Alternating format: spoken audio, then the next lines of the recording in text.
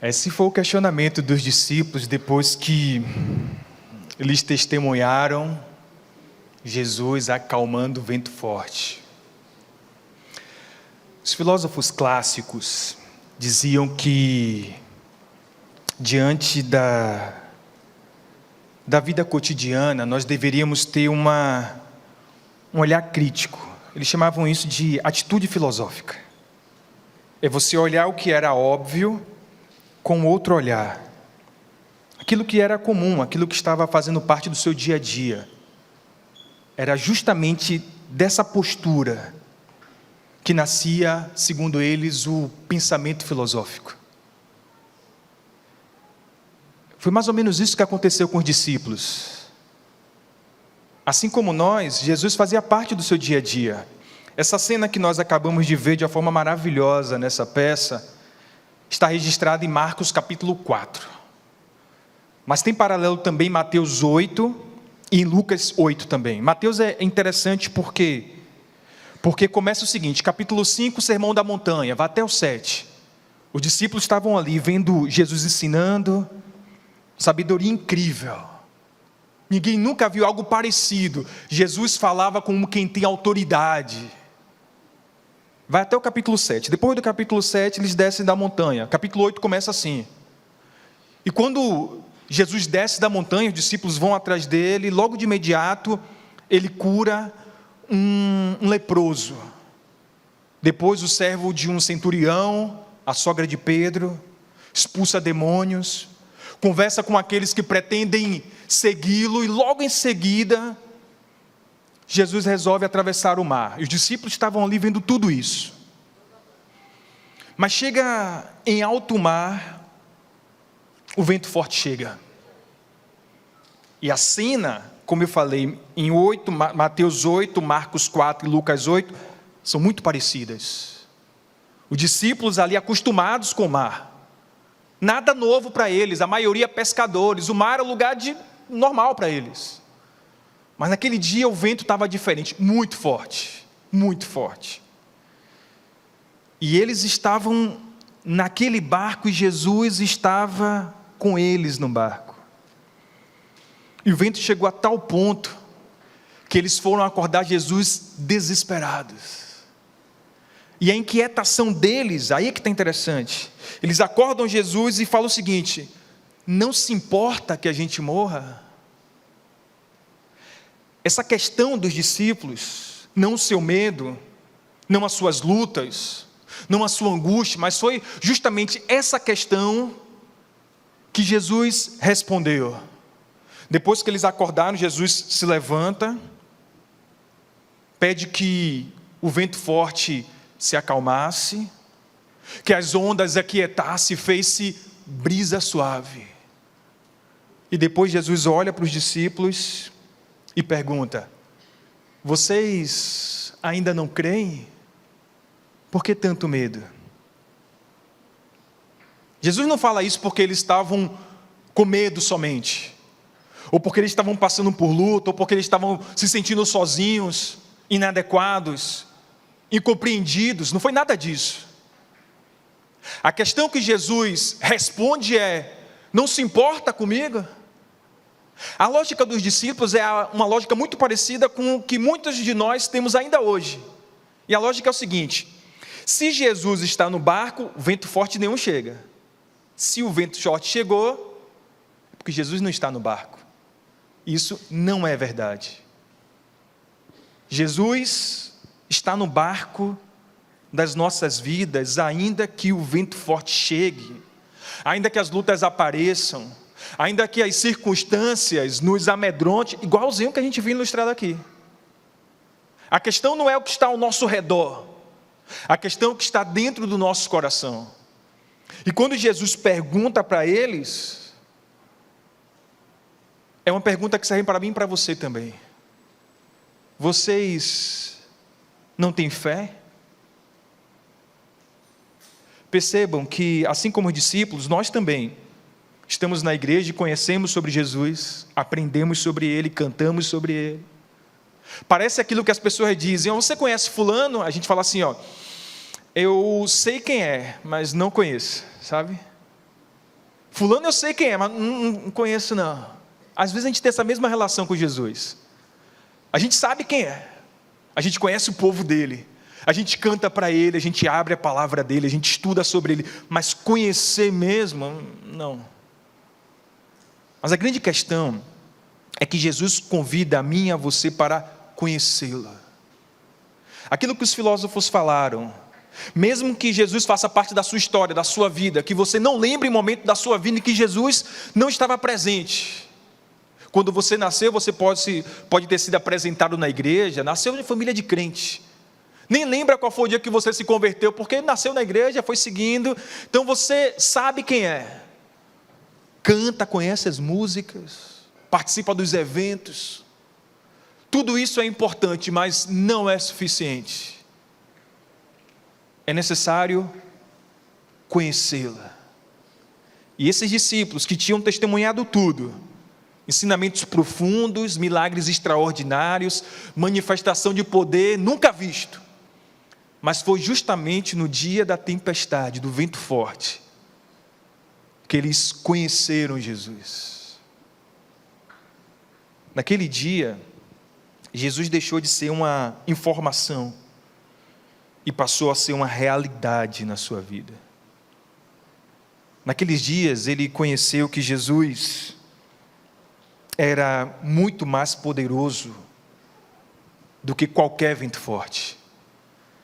Naquele dia, ele conheceu o Jesus revelado no Salmo 29, você conhece? Salmo 29 diz assim, a voz do Senhor ressoa sobre as águas.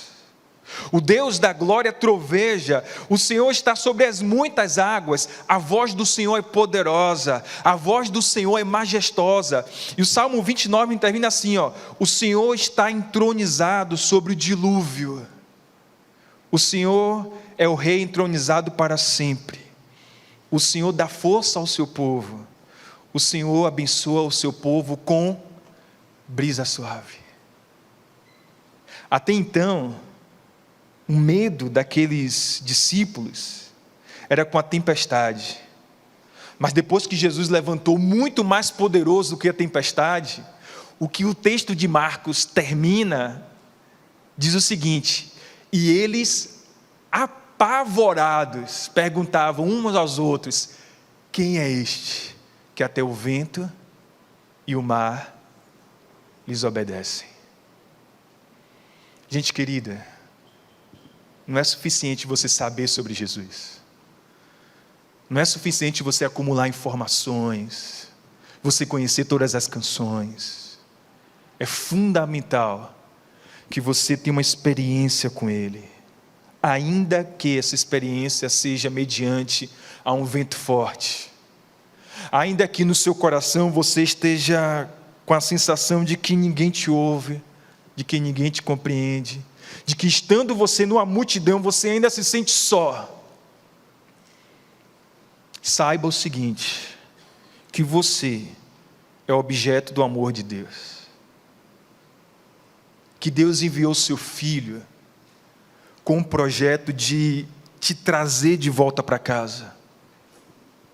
De fazer com que você tenha uma sensação extraordinária de pertencimento. O que esses discípulos tiveram medo? Porque eles não entendiam, não entenderam, não tinham entendido ainda, de que eles pertenciam àquele que é muito mais poderoso do que qualquer tempestade, do que qualquer vento forte. E aquilo que os discípulos, que os filósofos chamavam de assombro filosófico, nós chamamos de temor. E sabe o que é temor? Temor é aquela sensação de, ao mesmo tempo, acolhimento e cautela. Eu gosto de exemplificar com a experiência do o mar. Isso, o mar é ao mesmo tempo convidativo. No dia de sol, não tem nada mais prazeroso do que um banho de mar. A gente se sente convidado, mas ao mesmo tempo que no mar a gente se sente acolhido, o tempo inteiro ele nos alerta dizendo: cuidado, muito cuidado. Isso é temor. Naquele momento os discípulos conheceram o Deus revelado em Jesus de Nazaré. E aquele Deus que é poderoso, grandioso, maior do que qualquer tempestade, naquele momento acolheu aqueles discípulos amedrontados. Se você estiver em um vento forte, se você estiver nesse momento passando por uma situação desafiadora, se você se sente em um barquinho à deriva, se isso é muito mais do que uma ideia, é uma experiência que você está vivenciando, saiba que Jesus está exatamente agora muito mais próximo do que você possa imaginar. E Ele é poderoso para colocar ordem em qualquer caos, qualquer caos. Não apenas no caos ao seu redor, mas sobretudo no caos que há dentro de você. E quando isso acontecer, você também vai ficar perplexo e vai perguntar: quem é esse que até o vento e o mar lhes obedecem? Tudo que a gente viu hoje aqui é um recado desse Deus para a sua vida. Ele está falando exatamente com você, porque Ele está te convidando para segui-lo. Pergunta que talvez esteja agora: sim, entendi a peça, entendi a mensagem, e como é que eu acolho, como é que eu tenho essa experiência, como é que eu conheço Jesus de fato? É muito simples, muito mais do que você imagina. Basta você, com sinceridade, entregar o seu coração a Jesus. E isso é uma experiência pessoal, sem mediação, é você e Ele. E talvez não vai ser da noite para o dia, mas você vai começar uma caminhada, como nós vimos aqui, entregando a Ele seus fardos, e dia após dia seguindo, dia após dia indo com Ele, dia após dia indo atrás dEle. Em determinado momento, aquilo que era angústia, aquilo que era tempestade, aquilo que era vento forte, você vai sentir uma calmaria tão extraordinária, que a Bíblia chama de paz que excede entendimentos. As pessoas vão olhar para você e falar assim: tá, mas não foi você que antes estava angustiado, aflito, tal?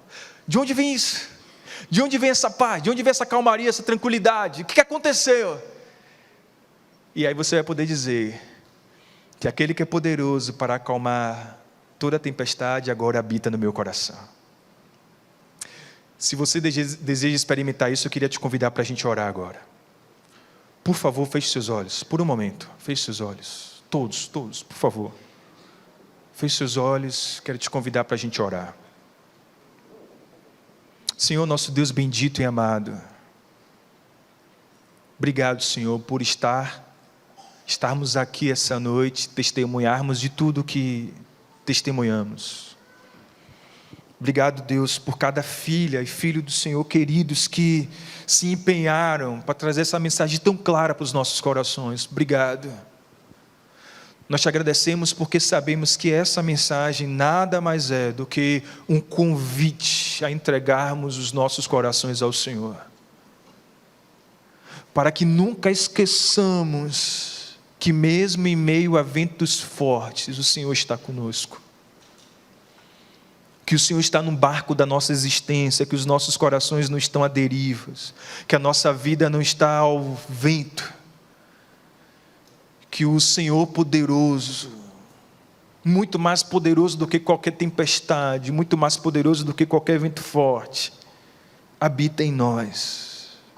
Por isso, Senhor querido, queremos entregar as nossas vidas ao Senhor, pedir que o Senhor venha habitar em nós, que o Senhor venha fazer do nosso coração, das nossas vidas, tua morada, para que nunca mais, jamais, Senhor,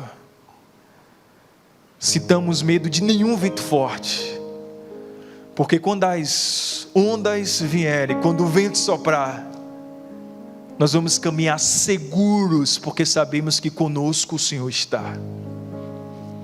Senhor, eu te peço que se há algum filho, filha amada do Senhor, que está aqui essa noite, que ainda carrega nos seus corações medo, insegurança, que ainda não se sentem pertencentes ao Senhor, eu te peço que o Senhor visite-o nesse momento e o traga para o Senhor. Que qualquer medo cesse, que qualquer angústia desapareça, que eles possam experimentar da paz e da vida abundante que só Jesus de Nazaré pode proporcionar. Que o Senhor sopre uma brisa suave da tua graça e encharque o coração desse querido, em nome de Jesus. Amém.